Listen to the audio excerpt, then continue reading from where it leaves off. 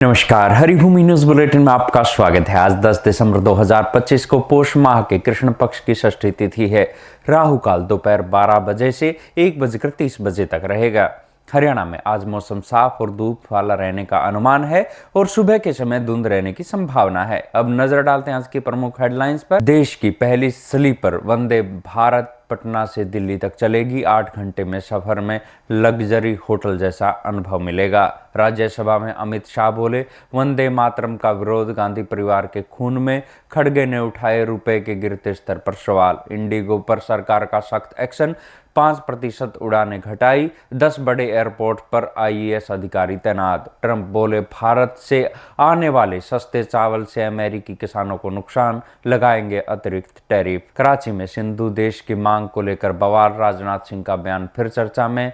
क्या टूटेगा पाकिस्तान? अब खबरें विस्तार से। सबसे पहले बात करते हैं देश की पहली स्लीपर वंदे भारत ट्रेन की। भारतीय रेल के इतिहास में एक नया अध्याय जुड़ने जा रहा है। लंबे समय से प्रतीक्षित देश की पहली स्लीपर वंदे भारत ट्रेन इसी महीने बिहार से अपनी शुरुआत करने जा रही है। ये अत्याधुनिक ट्रेन पटना और नई दिल्ली के बीच चलने वाली है, जिससे लगभग 1000 किलोमीटर की ये दूरी अब मात्र 8 घंटे में पूरी हो सकेगी। ये राजधानी एक्सप्रेस के मौजूदा 12 से 13 घंटे के समय को लगभग 1/3 तक कम कर देगी, जिससे पटना दिल्ली रूट पर यात्रा का अनुभव पूरी तरह से बदल जाएगा। इस स्लीपर वंदे भारत को गति, आराम और प्रीमियम यात्रा अनुभव का बेजोड़ संगम देने के लिए डिजाइन किया गया है। ट्रेन 160 किलोमीटर प्रति घंटे की हाई स्पीड से दौड़ेगी, जिसकी अधिकतम रफ्तार 180 किलोमीटर प्रति घंटा होगी। सबसे बड़ी बात यह है कि इतनी तेज रफ्तार के बावजूद ट्रेन के अंदर स्थिरता बनाए रखने पर विशेष ध्यान दिया गया है, जिससे यह दावा किया जा रहा है कि कप में रखी चाय भी नहीं गिरेगी। इस ट्रेन में यात्रियों को लग्जरी होटल जैसी फीलिंग देने के लिए बेहतरीन सुविधाएं दी गई है। इसमें AC1, AC2 और AC3 के कुल 16 कोच होंगे, जिनमें कुल 827 सीटें होंगी। यात्रियों को गर्म पानी के शावर के साथ first AC coach, USB integrated reading lamp, high speed wifi, infotainment unit और touch screen free bio vacuum toilet जैसी आधुनिक सुविधाएं मिलेंगी। सुरक्षा के मामले में भी ये ट्रेन अभेद्य है। इसमें कवच एंटी कोलिजन टेक्नोलॉजी यानी टक्कर रोधी प्रणाली है, जो दुर्घटना की संभावना होने पर ट्रेन को स्वतः रोक देगी। साथ ही CCTV सर्वेलेंस और पूरी तरह से सील किए गए गैंगवे जैसी सुरक्षा प्रणालियां भी मौजूद है। इस साल से पहले इस ट्रेन को पटरियों पर उतारने की तैयारी है और इसे 2 रैंक बेंगलुरु और BEML फैक्ट्री में लगभग बनकर तैयार है। इस ट्रेन का किराया राजधानी एक्सप्रेस के आसपास रहने की उम्मीद है, जिससे ये पटना दिल्ली के बीच लंबी दूरी की यात्रा के लिए सबसे तेज और प्रीमियम विकल्प मानी जा रही है। अगली खबर राज्यसभा से। राज्यसभा में मंगलवार को राष्ट्रीय गीत वंदे मातरम के 150 साल पूरे होने के मौके पर हुई चर्चा ने सियासी रंग ले लिया है। केंद्रीय गृह मंत्री अमित शाह ने इस दौरान कांग्रेस और विशेष रूप से गांधी परिवार पर तीखा हमला बोला। शाह ने कहा कि जो लोग वंदे मातरम के महत्व को नहीं जानते, वे इसे चुनाव से जोड़ रहे हैं। उन्होंने साफ तौर पर कहा कि वंदे मातरम का विरोध नेहरू से लेकर आज तक कांग्रेस के नेतृत्व के खून में है। शाह ने लोकसभा में प्रियंका गांधी के बयान पर निशाना साधा कि वंदे मातरम पर चर्चा बंगाल चुनाव के लिए हो रही है। उन्होंने कहा कि कल जब लोकसभा में इस पर चर्चा शुरू हुई, तब गांधी परिवार के दोनों सदस्य राहुल और प्रियंका सदन से नदारद थे। शाह ने जोर देकर कहा कि आजादी के आंदोलन में वंदे मातरम ने घनघोर अंधेरे के बीच लोगों के मन में लड़ने का जोश जगाया था और ये भारत की शुद्धतम आत्मा से जुड़ा गीत है। वहीं नेता प्रतिपक्ष मल्लिकार्जुन खड़गे ने इस आरोप पर पलटवार करते हुए कहा कि प्रधानमंत्री और गृह मंत्री केवल नेहरू जी को क्यों निशाना बना रहे हैं, जबकि कांग्रेस कार्य समिति ने सर्वसम्मति से प्रस्ताव पारित किया था कि राष्ट्रीय समारोह में केवल पहले 2 स्टेज गाए जाएंगे। और खड़गे ने कहा कि वो 60 सालों से ये गीत गा रहे हैं। इसके बाद खड़गे ने तुरंत चर्चा का रुख देश की अर्थव्यवस्था की ओर मोड़ दिया। उन्होंने प्रधानमंत्री मोदी से 2012 के बयान को याद दिलाते हुए पूछा कि जब वो रुपए के गिरते स्तर पर तत्कालीन प्रधानमंत्री मनमोहन सिंह से सवाल उठाते थे, तो अब क्या हुआ। खड़गे ने तंज कसते हुए कहा कि अब रुपया डॉलर के मुकाबले 100 रुपये हो गया है और स्थिति बदतर है। बीजेपी अध्यक्ष JP नड्डा ने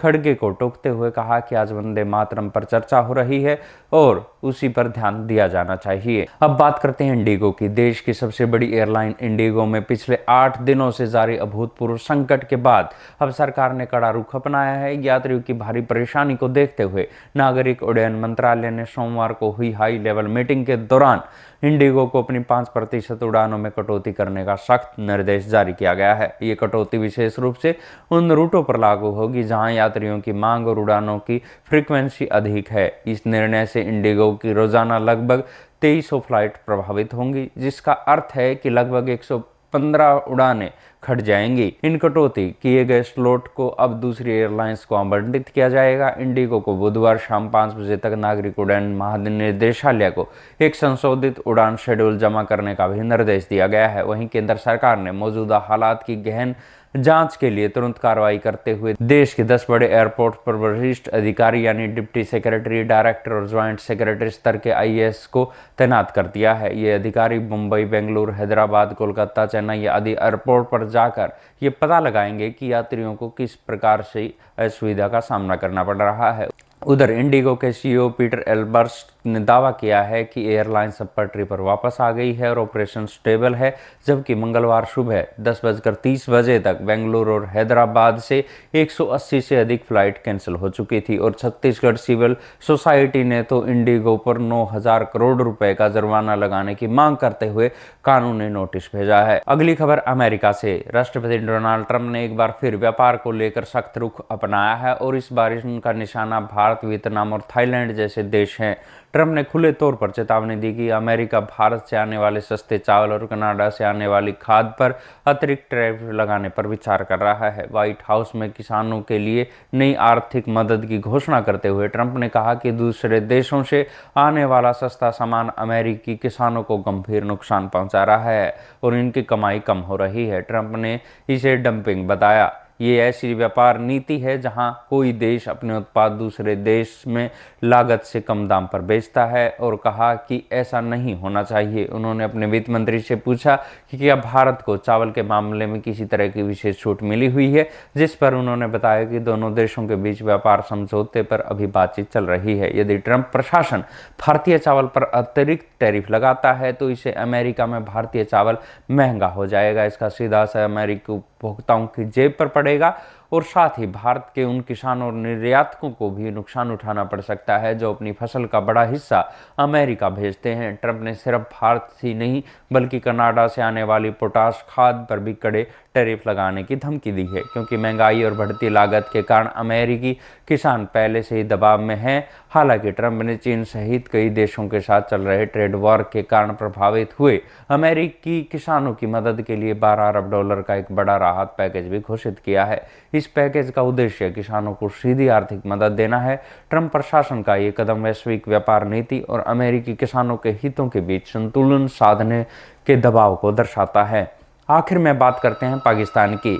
यहाँ कराची में सिंधी संस्कृति दिवस के मौके पर अलग सिंधु देश की मांग को लेकर निकाले गए आज़ादी मार्च के दौरान जमकर बवाल हुआ। जीए सिंध मुत्तहिदा महाज के नेतृत्व में हजारों प्रदर्शनकारियों ने पाकिस्तान मुर्दाबाद और सिंधु देश की आज़ादी के नारे लगाए।